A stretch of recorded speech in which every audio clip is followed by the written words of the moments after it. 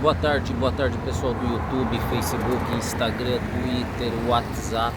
Se você gosta do meu trabalho, curte, se inscreve, compartilha, ativa o sininho, sugere, vale criticar, pessoal, que não tem problema quanto a críticas construtivas, tá bom? Pessoal, eu queria fazer esse vídeo de hoje, essa aula de hoje, para você que se interessa também por concursos públicos. Por quê? Olha só. Foi alterado ou será alterado quase que em regime de urgência a famosa lei das estatais, né? Costuma cair muito em concurso esse tipo de questão, essas questões aí, temas contemporâneos, né? Assuntos gerais e também as legislações próprias aí dessas próprias estatais, no caso, né? Então, olha só, eu fiz uma pesquisa rápida, eu conhecia algumas coisas já da lei das estatais, mas houve alteração, né? Houve alteração ainda em dezembro na equipe de transição. Então vamos lá, vamos tentar pontuar aí algumas questões importantes. A estatal, todo mundo sabe o que é, né? A estatal nós podemos dividir em empresas públicas, sociedades de economia mista e as suas subsidiárias, né? Lá no direito administrativo nós temos também autarquias, administrações diretas e indiretas, mas isso é outra coisa, isso é quanto ao funcionalismo público, né? As estatais, então, elas podem ser empresas públicas onde a União, os entes federados, são os acionistas majoritários, ou seja, eles detêm a maioria das ações, né?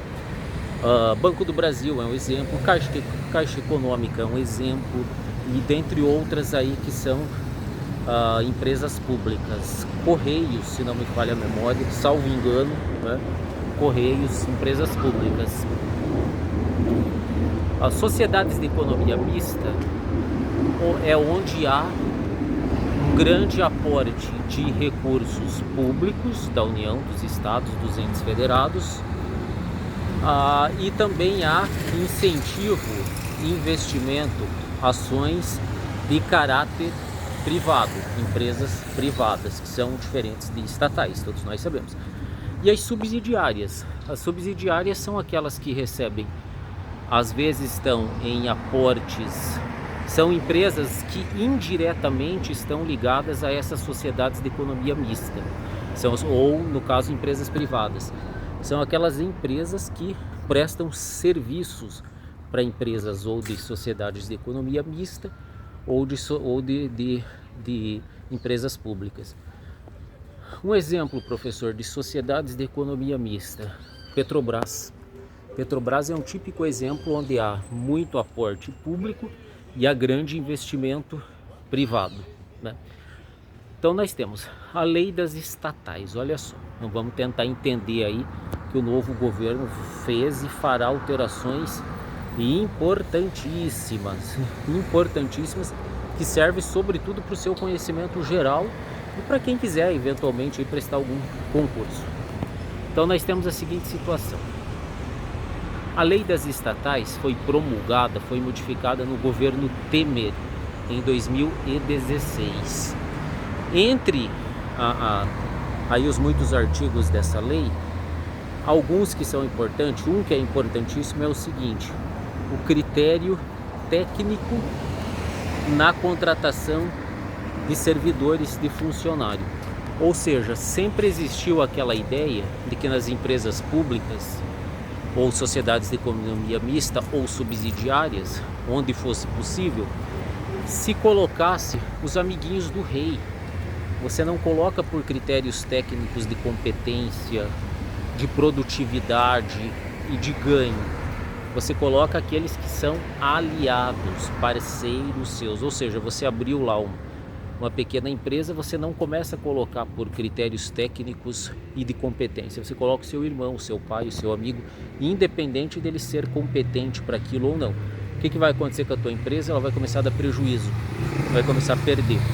Porque uma regra fundamental é você colocar pessoas que, ainda mais no serviço público, não sejam pessoas ligadas a você, o famoso nepotismo, contratação de parentes ou nesse cargo nomear amigos, amigos seus ou pessoas que tenham interesse político, abraçam a mesma causa política que você, né?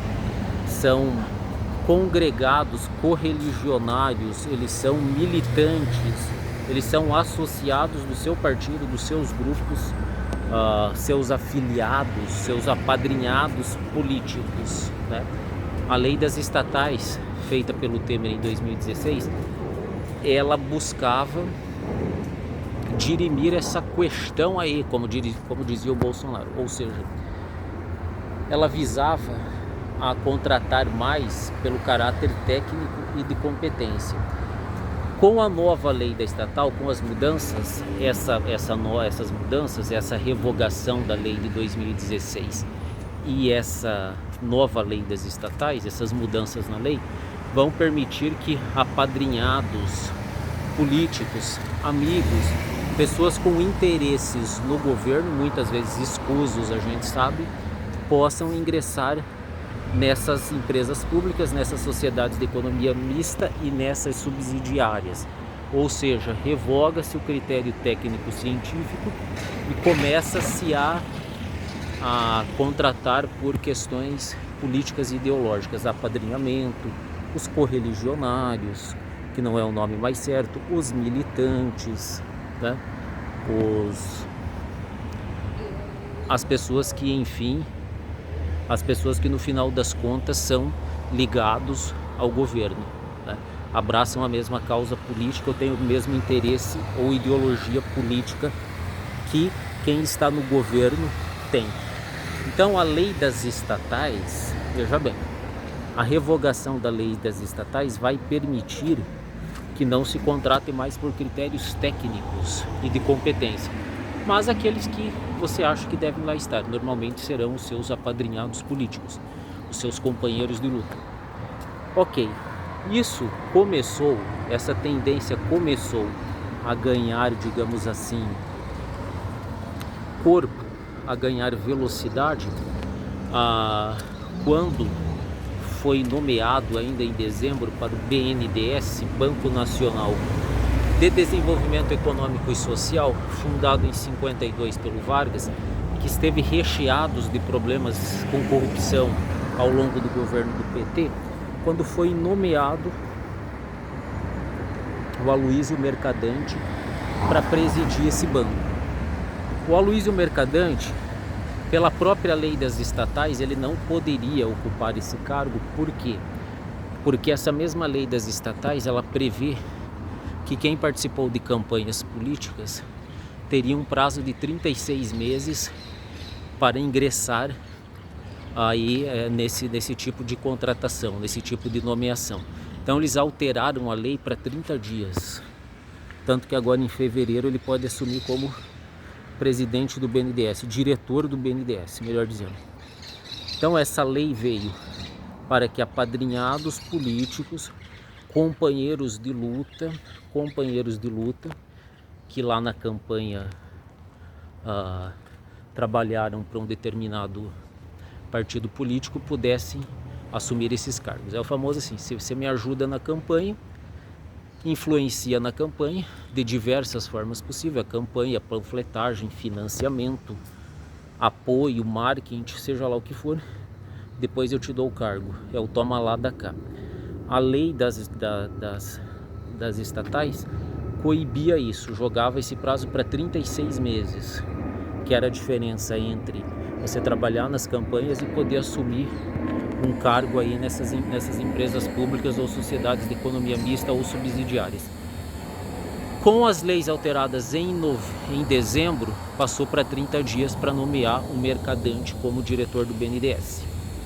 Essa é uma questão. A segunda questão é que ela facilita, ela torna mais viável, muito mais viável, o fato de que você pode fazer nomeações e indicações sem passar por um crivo tão técnico e de tanta competência, mas sejam apenas